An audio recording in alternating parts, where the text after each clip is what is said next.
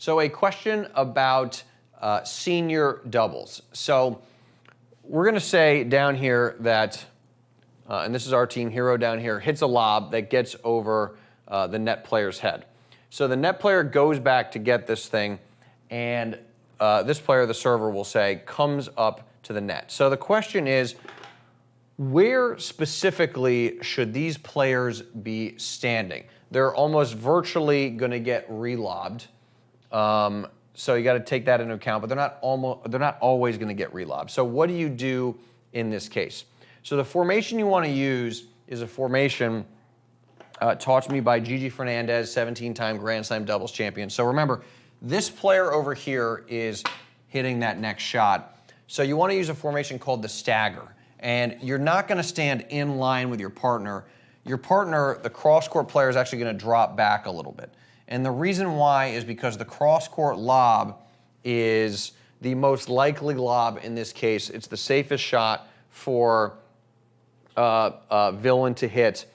And this player is the one you want playing it. If you let this ball go over and this player has to get it, senior's not necessarily as quick, but at all levels of the game, this ball is tailing away. So you have to run this thing down. It's just not going to happen.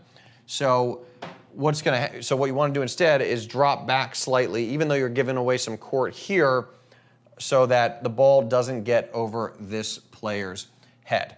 Now, a lob down the line could certainly be likely as well. So maybe you stay like a step or so inside the service line. Again, it's going to depend on exactly how quick you are. But if they don't hit a lob, if instead it's kind of like, a shot that's low at your feet, what you would want to do is just kind of scoot your next shot back over the net like that and have it land low. So you pull this player back into the court and you force them to hit up on the tennis ball. Because from there, with both players correctly positioned at the net, now you're not worried about a lob. They're going to have to hit up, so you will be able to hit down on that next shot. So the trick here, again, and I'll point out, if the ball's over here on this side, then the stagger would be reversed. So this player would be back slightly, this player would be up slightly. But the trick here is to not expose yourself from the re-lob from a court positioning standpoint. And then if they do hit it at you, don't try and do too much with the shot. Just kind of get it back over the net, keep it low, pull them in. They just run back for an overhead. Now you're kind of pulling them in for a drop shot or a short ball. So they're going to be doing a lot of running, probably won't hit a great shot, and then you can just hit down on that next ball. Hope you like that training, and before you go, let me ask you a quick question.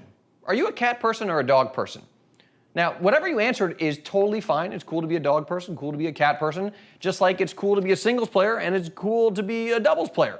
And regardless of which one you are, I got you covered. Just click the link, come back, check out either the singles playbook or the doubles playbook. I'll show you some of my favorite plays.